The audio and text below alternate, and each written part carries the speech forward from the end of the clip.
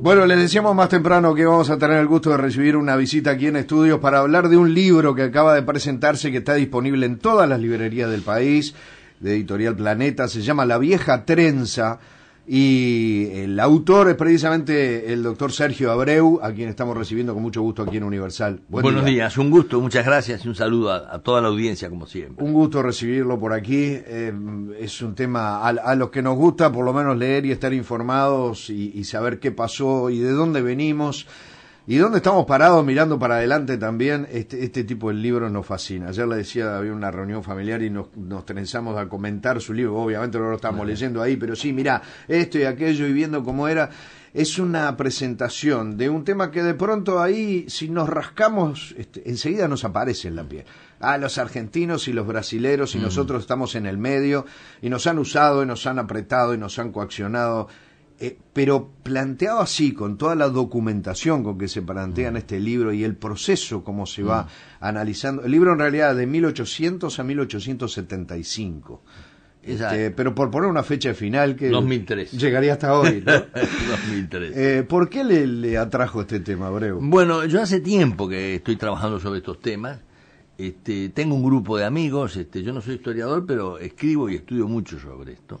Un grupo de amigos que nos reunimos todos los sábados, hacemos intercambio de ideas, libros.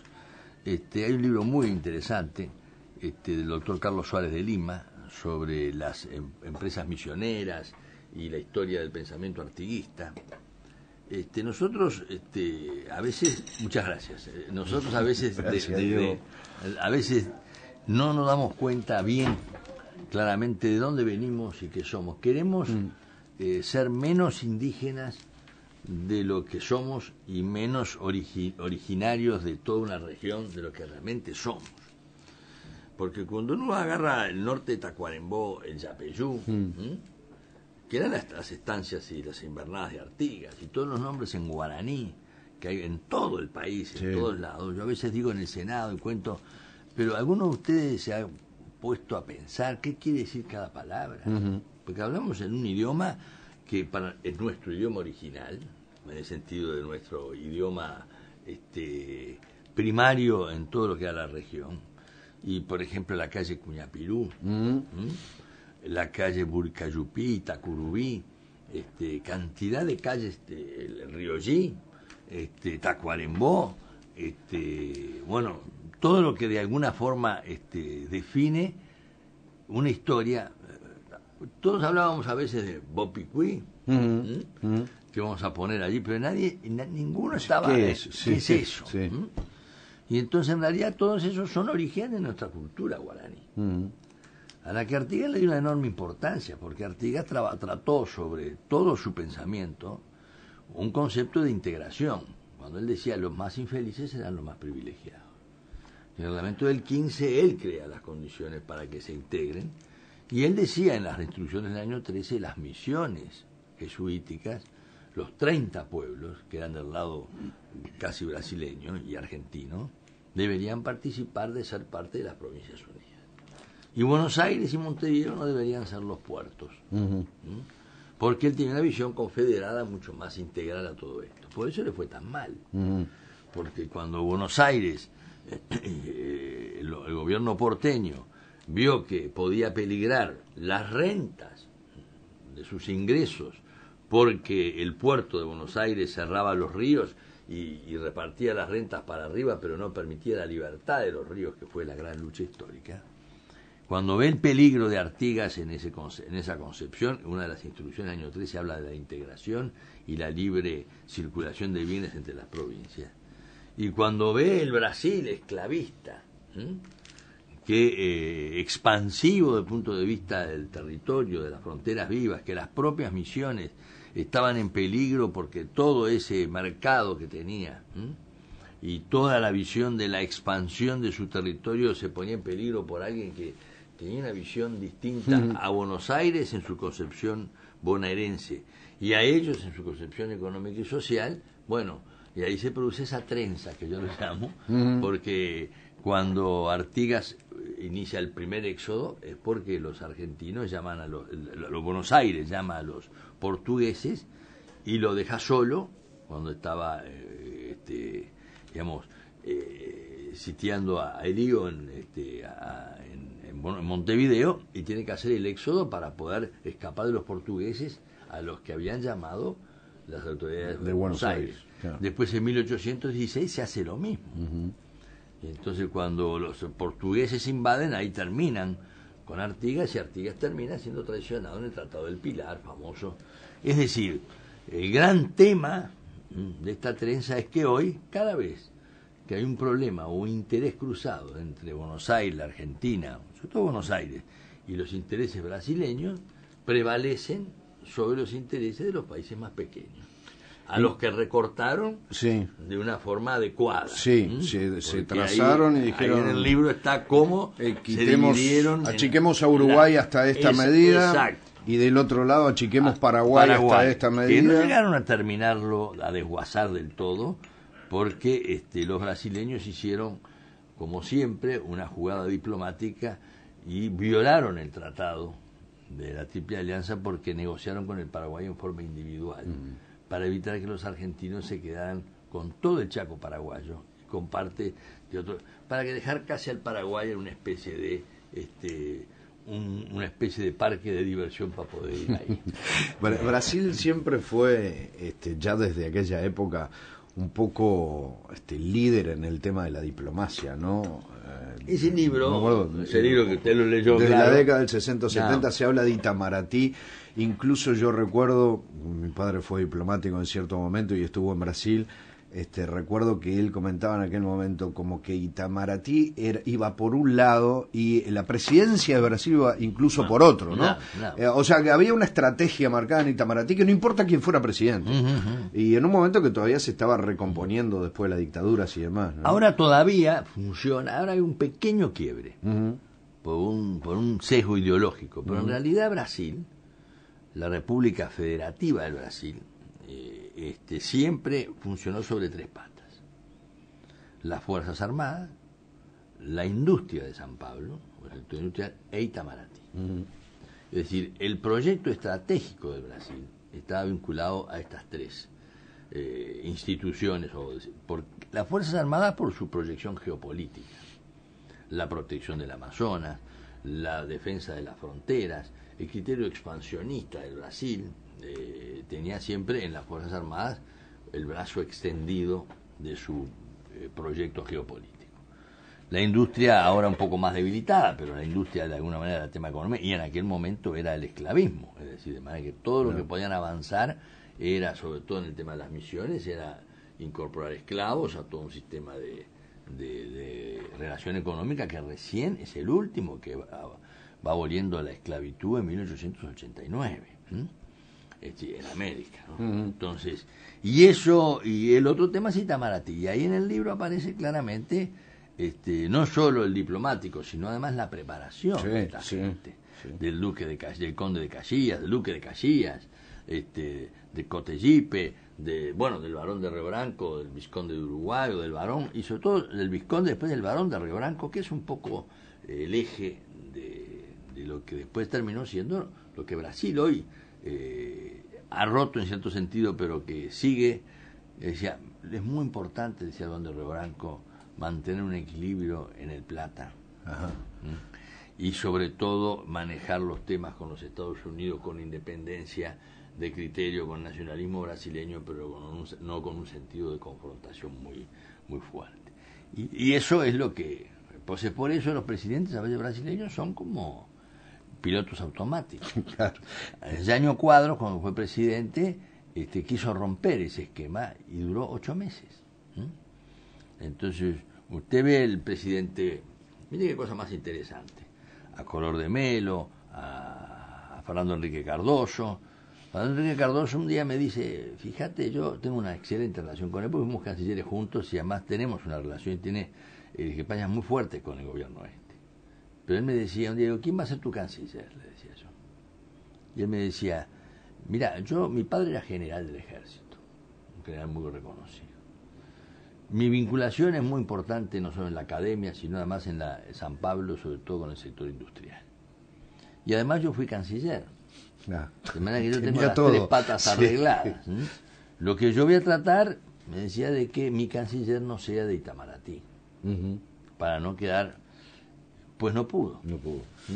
Y cuando asumió Lampreia, un excelente diplomático, dijo, asumo, yo estuve invitado allí, porque lo conozco y yo trato de estudiar mucho la historia de Brasil, dijo, asumo como hijo, nieto y miembro del cuerpo diplomático de Itamaraty.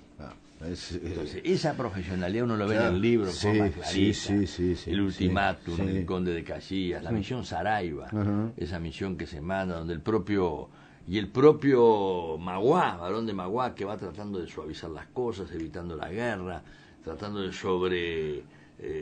sobrellevar a veces los rasgos de nacionalismo exacerbado que tenía. En busca de la paz para poder producir, ¿no? Exactamente. Lo mismo que trataba de hacer con Urquiza. Y en el libro hay personajes como Urquiza que son absolutamente... Hay retratos de los Urquiza, de Mitre, de Sarmiento, de Magua, que realmente nos ubican en esa época.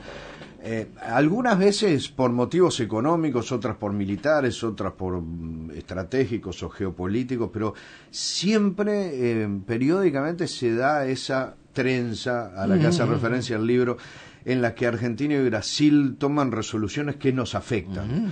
E incluso hay un episodio que usted publica el documento allí, un día en el que se juntaron y escribieron un documento. Bueno, en Uruguay no, en la banda oriental nos interesa o es recomendable que haya paz.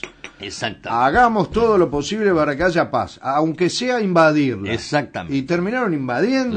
Terminaron haciendo la guerra de la Triple Alianza. O sea, todo con el objetivo de la independencia de la banda oriental. Macanudo, muy linda en el libro, pero... y había que administrarlos a gobiernos amigos. Claro. Pero, por ejemplo, la toma de Paysandú se hace se bombardea Paysandú con la Armada de Tamandaré, pero las municiones las pone el gobierno argentino. Y el gobierno argentino, Mitre, hace proclamaciones de neutralidad total, pero deja subir por los ríos y permite que todo eso se produzca. Hay obviamente una presión muy grande de ellos dos, que son las que se empezaron también a concretar cuando empieza el Mercosur. Ellos empiezan bilateralmente y nosotros tratamos de ingresar después con todo esto. Y siempre va a prevalecer esto. Sería una ingenuidad total pensar que la asimetría que tenemos nosotros va a ser custodiada. No, hay que analizarlo no como si fueran enemigos, sino como si fuera una realidad que tenemos que administrar con profesionalidad y con enorme respaldo político en todos los sectores del país, porque a veces los gobiernos estos son más agresivos, como es el gobierno de Kirchner o de la señora Cristina, o son menos, pero en Brasil, por ejemplo, mire qué dato más interesante. Yo a veces les digo en el Senado, ¿ustedes saben quién es el presidente de la Comisión de Transporte y Obras Públicas hoy del Senado brasileño? Hasta hace poco presidente de la Comisión de Asuntos Internacionales. Y anteriormente a la Comisión de Inquérito, es decir, de Ética Bilateral. Alguien que salió electo senador con un acuerdo político con Lula y con la señora Dilma Rousseff. Te preguntará quién es. Collor de Mello. Collor de Mello. Entonces uno dice, ¿cómo es esto? El que fue destituido por un impeachment, un juicio político, por la corrupción más grande, hoy termina siendo un aliado del gobierno, preside las comisiones. ¿Por qué? Porque está en un ámbito parlamentario que no es donde se toman realmente las grandes decisiones.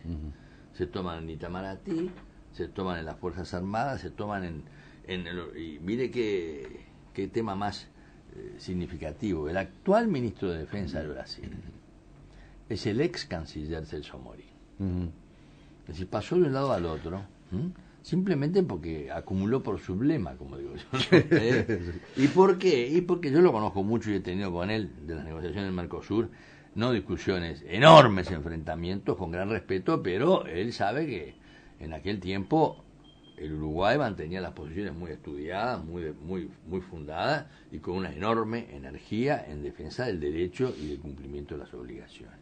Pero pasa de un lado al otro y él, de canciller a ministro de Defensa, expresa además esa política exterior las fronteras, la compra de armas, la inserción, las fuerzas de paz, toda una especie de mixto, venido desde precisamente esta tríada que gobierna Brasil. Entonces nosotros tenemos que ser conscientes de esto hoy. Hoy, porque hoy lo vivimos. Sí. Hoy lo vivimos. Yo le decía hoy simplemente un enorme gráfico. Si nosotros hubiéramos bloqueado el puerto de Frei Ventos del lado uruguayo para no ingresar a la Argentina, Brasil nos hubiera llamado la atención en forma inmediata. Como lo hace la Argentina con el Uruguay, Brasil dice, yo me voy a quedar más tranquilo, ¿qué me voy a complicar si yo lo que tengo que es disciplinar la esquizofrenia argentina? Y entonces dice, uruguayos, no molesten tanto. Entonces dice, cuando fuimos al Mercosur con este tema, el tribunal dijo que teníamos razón. Nadie se le ocurrió corregir el rumbo. Y cuando fuimos a Brasil a decirle, tenemos este problema, infelizmente es bilateral. Es bilateral, ahí está. Entonces todo eso es la historia de la trenza vieja con la trenza nueva. Que no es para asusar nacionalismo xenofóbico ni enfrentamiento. No, está claro. Para ser realista. Para ser realista. Claro, ¿dónde estamos parados? Está claro. Porque todo lo que hemos vivido en estos años son la prueba más clara. Usted aporta ahí en el libro influencias que podían parecer lejanas, pero hasta qué influencia tuvo Napoleón en todo lo que estaba pasando acá, sin él haber hecho nada en particular en el Río de la Plata, pero sí influyó la influencia de los ingleses, cuánto tenían que ver, cómo jugaban su partido, siempre con lo comercial detrás. ¿Por qué a fin de cuentas entiende usted que nace la República Oriental del Uruguay, aquella banda oriental que por un rato fue brasilera, por otro rato fue argentino de las Provincias Unidas? ¿Por qué se le permite nacer? Se habla mucho de la intervención de los ingleses en eso, pero en realidad Argentina y Brasil también tenían un motivo para decir, dejémoslo, que existan. No, y además los orientales eran de una insistencia independentista muy fuerte. Eso empezó, había un carácter propio. Pibel Devoto ha desarrollado toda esta teoría diciendo que en realidad nosotros nos reconocen la independencia porque queríamos ser independientes, más allá del pensamiento de Artigas, que era un hombre más confederado con un concepto de independencia de provincia distinta, pero también independiente en ese sentido, no como concepto de Estado unitario. Pero tan es así que el doctor Luis Alberto de Herrera, en muchos de sus libros, siguiendo todo esto, porque su padre, Juan José de Herrera, el ministro en la época de la Triple Alianza en Uruguay, antes de la caída, antes de que Flores, y decía, bueno, nosotros lo que fuimos es, quisimos ser lo que éramos y fuimos el producto de un inmenso querer, decía. Y esa independencia se crea a pesar de los dos grandes estados, que dicen que son los garantes, pero se queda a partir de 1830, obviamente termina la Guerra Grande, sigue con la Guerra Grande, el enfrentamiento, los federales, los unitarios, el Brasil, pero siempre sobre la garantía de que la independencia uruguaya debía preservarse. Y eso yo creo que es la decisión del Uruguay. No es aquello del Estado tapón que concedió simplemente Lord Ponsonby, que puede interpretar, algunos lo interpretan así. A veces hay una exageración en la indicación de quiénes son los responsables de todos estos temas desde el punto de vista económico y comercial. A partir de 1805, después de la batalla de Trafalgar, se produce la libertad de los mares. Sí se rompe el monopolio español. Sin embargo, Popham, Bedford y Agmuti, famosos como estudiamos en las invasiones inglesas, llegan acá y fracasan. Cuando en realidad vino sin ningún tipo de permiso y a ver qué pasaba. Y después queda las condiciones de la Pax Británica, que era dinero seguro y comercio libre. Pero no es una definición inglesa, aunque participó obviamente en la negociación. El sentir del oriental uruguayo era independiente. ¿Y usted cree que ese sentir de alguna manera se sostuvo de alguna forma en los principios de Artigas? Sí, pese a que en su momento hay una gran discusión ahí. Artigas quedó sin patria, como decía él, ¿no? Pero que dejó una semilla sin lugar a dudas en esa gente que habitaba este territorio. Ese concepto de provincia que él decía de la banda oriental y que además fue uno de los primeros que interpretó después de la caída de Fernando VII la retroversión de los derechos del soberano, que estaba en el tema monárquico, venía desde un origen divino, en directamente la soberanía popular. Eran los tiempos de determinadas filosofías que se venían tomando, y eso le dio un sentido muy independiente en la soberanía. Eso de autoridad emana de vosotros, y 2 o 3 elementos que él define como parte de su relacionamiento y de la legitimidad de esa autoridad. Es muy democrático, pero además es muy republicano en el tema, y eso queda muy en el Uruguay. Es cierto que participan en esto porque las globalizaciones siempre existieron, más parciales, menos parciales. Inglaterra era en aquel momento, digamos, los que había avanzado sobre el mundo, sobre todo en la libertad de los mares. Pero también es cierto de que fracasó en sus invasiones, con Montevideo, con Buenos Aires, sobre todo con la invasión a Buenos Aires. Pero además de todo eso, cuando viene la guerra de la Triple Alianza y el Paraguay independiente, autárquico, después de tantos años de Gaspar Rodríguez de Francia, Carlos Antonio López, y cuando Francisco Solano López comienza a ingresar a ser un protagonista en la región, ahí Inglaterra comienza a tener una visión no distinta, porque yo no creo que la guerra de Triple Alianza ha sido provocada directamente por los ingleses ni participaron. Ahí en el libro usted va a ver que ahí hasta Inglaterra y Brasil tenían rotas las relaciones en ese tiempo por el famoso asunto Christie, que era precisamente un cónsul que había tratado de prepotear y haciendo reclamos. En aquel tiempo cada reclamo venía con una flota. Y entonces todo eso parece, sin embargo, yo trato de dar una multicausalidad al tema. Y la multicausalidad es el expansionismo brasileño, la visión porteña sobre el Uruguay, pero sobre todo sobre el Paraguay, que quería avanzar para ser parte de la política de la Cuenca del Plata. Y entonces allí López juega también un rol muy importante, Francisco Solano López. Pero también es cierto que puede haber existido un exceso de sobrevaloración de López en lo que podría ser.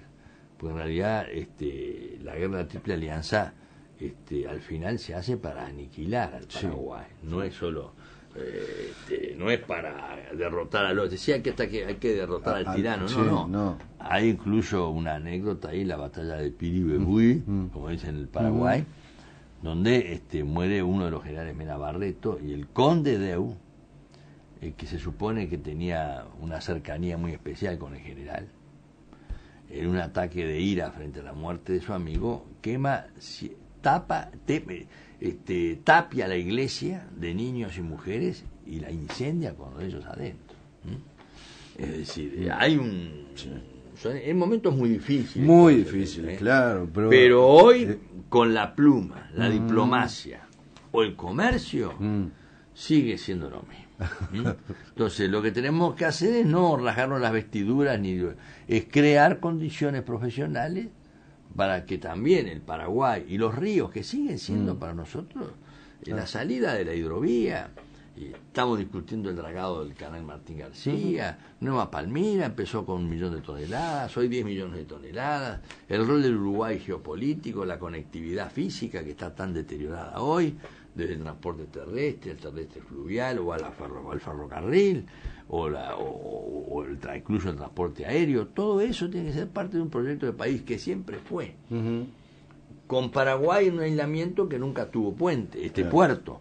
Desde allá fue que se fundó, porque además Asunción llamaba la madre de las ciudades, desde ahí se fundó Buenos Aires 2 veces. Pero digo, todo eso tiene que ser mirado con un sentido geopolítico, ahora de preservación de los recursos naturales, del acuífero guaraní, de nuestras por eso yo soy muy contrario a la minería de cielo abierto en todos los aspectos. Pero todo esto es la vida de una renovada trenza con vetas de modernidad, pero sigue siendo la política de fronteras, la política de los ríos, la política de los puertos, la integración y además el respeto al derecho, que hoy precisamente no es el principal elemento, porque hasta nuestro propio presidente a veces le da por decir, no a veces, que lo político está por encima de lo jurídico. Parece mentira cómo en el correr del tiempo seguimos en la misma, una circunstancia muy similar. Yo le recomiendo a la gente, el libro se llama La vieja trenza, porque es vieja pero sigue siendo trenza, a decir de Abreu, pero con un montón de material que yo le comentaba ayer, decíamos, tal vez muchos de estos episodios históricos los hemos leído hasta en la escuela, en el liceo, en la medida que uno estudia, pero organizados de esta manera, más una serie de aportes que yo sí no había leído nunca, lo proveniente de Brasil y demás, que eso es absolutamente novedoso, pero ir perfilando cómo en 75 años eso se armó, o no sé si se armó, pero se fue repitiendo, ¿no? Porque las circunstancias eran diferentes. Entre 25 años de diferencia eran distintos los protagonistas, los motivos eran otros, eso usted lo explica, pero siempre se da la misma circunstancia, ¿no? Y hasta pero el día de hoy nosotros somos, nosotros tenemos una fuerte cercanía con la historia argentina por la vecindad, por ser parte también del propio idioma, por haber integrado, pero nosotros no podemos desconocer de la forma en que desconocemos al Brasil, la historia del Brasil, la forma en que actúa, la forma en que su política expansiva llega, por ejemplo, en materia de tierras y de empresas. Hoy cuando uno ve, y lo digo con una reflexión, que la cadena del arroz está en manos de los brasileños, que el 50% de la faena está en manos del frigorífico brasileño, que el cuero está en manos de brasileños, que la cadena de la cebada toda está en manos de brasileños, que se vienen comprando cada uno. El brasileño en general no compra, no realiza actividades con riesgo, compra lo que anda bien. Entonces todo eso, el cemento llegó a comprar ahora la famosa Loma Negra, que era un emblema de la Argentina, de fábrica de cemento. Es decir, hay una estrategia, y es lógica, que nosotros tenemos que administrarla, ahora ya de penetrar en las cadenas de producción. Y sin batir el parche. Y sin batir el parche. Y lo hacen con la Argentina con más fuerza. Hoy el Brasil ha cambiado su Producto Bruto y más del 60% es de logística y de servicios. El sector industrial es importante, y nos quiere llevar ahora a negociar a nosotros con Europa. Pero ¿qué nos van a dar a nosotros que no sea lo que le sobre o le pueda dar? Porque el que negocia con Brasil, la importancia para los europeos es qué le dan al Brasil o qué le sacan al Brasil. No vamos a ser nosotros los que el ejemplo para darle al Brasil al revés. ¿Pero qué hacemos? ¿No vamos? No tenemos que estar solos. No tendríamos que estar. No ahí tenemos que salir. Están en el en escalón este Mercosur, del tren, que yo creo en la integración de distintas maneras, más en la física y en la conectividad física. En este tema comercial, el Uruguay tiene que pedir flexibilidad.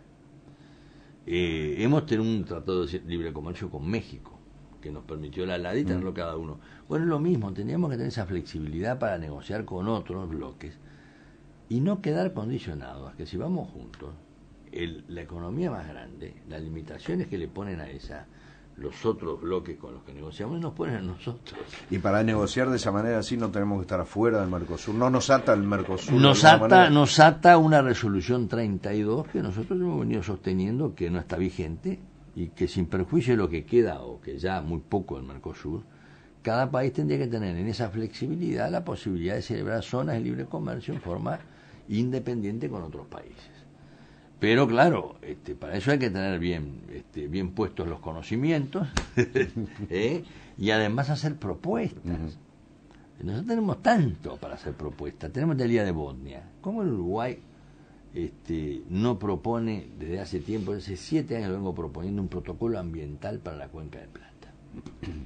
Donde los requisitos que le exigimos a Botnia se le exijan a las 10 o 12 o 7 empresas que están en el Paraná, que es un desastre, salvo una, o a las empresas brasileñas, o al propio río Gualeguaychú, que está más contaminado que los propios efluentes puntuales. Si nosotros hacemos eso, adelantamos, rompemos esa trenza, esa bilateralidad. Tenemos que defender el acuífero guaraní, el desarrollo sustentable. No, nos subimos a la minería de cielo abierto y vamos arriba con todo eso, cuando en realidad el Uruguay inteligente tiene que ser molesto. Molesto. Y molesta con creatividad. No reaccionar frente a lo que nos pasa, porque siempre reacciona desde el chico. Sí. Tiene que ser con la inteligencia. Y esto es lo que yo le propongo a... No el enano gritón. No el enano gritón. Hoy yo leía, por ejemplo, un atrevimiento del señor Lucas Quinta Lucas, no sé cómo se llama. Quinto Lucas. Quinto Lucas, hablando como pasó con el embajador igual también en Argentina, descalificando al canciller. Y yo tengo enorme discrepancia con el canciller, pero enorme. Pero yo creo que el Uruguay, y con el gobierno, pero cuando los países grandes ven que además estamos divididos en esto, el gobierno está dividido en determinadas parcelas, y somos más frágiles. Nosotros no podemos buscar en la fuerza de los demás el origen de nuestras debilidades. A veces la fuerza de los demás está potenciada por las debilidades que nosotros manejamos en estos enfrentamientos o aislamientos, o hasta la propia política de diplomacia presidencial que el presidente pueda tener con su estilo, que yo no lo coincido, en el sentido de que tiene que ser algo mucho más sólido y consistente, pero no en la forma en que nosotros fragilizamos este tema. Brasil nos propone una cosa, bueno, hoy viene el presidente del Paraguay. Está acá, ¿no? Sí. Exacto. El presidente del Paraguay le van a preguntar, va a ver, y sobre Mercosur, y ni lo va a nombrar, ni lo va a nombrar. Me dice, es como hablar del Concilio de Trento. Para él va a ser, bueno, miren, yo estoy en otra cosa, si quieren ayudamos, y si quieren ayudamos en la otra trenza, ayúdeme, pero no está para que el Uruguay siga acompañando esto en forma incondicional.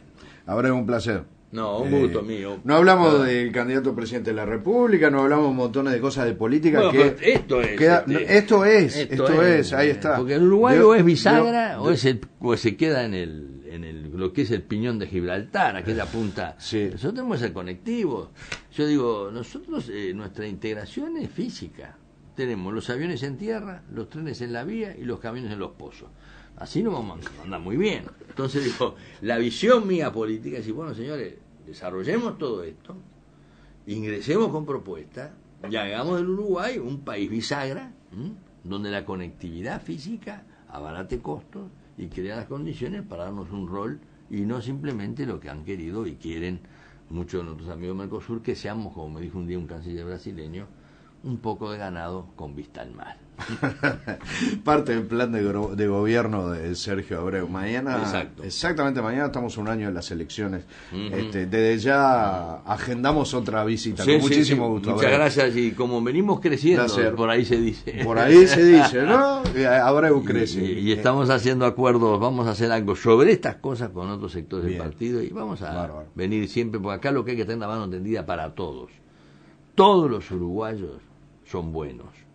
Los que votan el Frente Amplio, los colorados y los blancos. Lo que tenemos que hacer es tratar de que el gobierno no sea ni contradictorio ni sectario. Y eso es la puerta abierta para trabajar en algo del Uruguay que cuando ve estas trenzas termina siendo simplemente un peón de brega en un ajedrez donde los grandes nos ponen en los lugares que ellos quieren. Gracias por hoy. Un gusto. El doctor Sergio Abreu con nosotros aquí en Universal. Factor 970. 970. 970. 970. 970.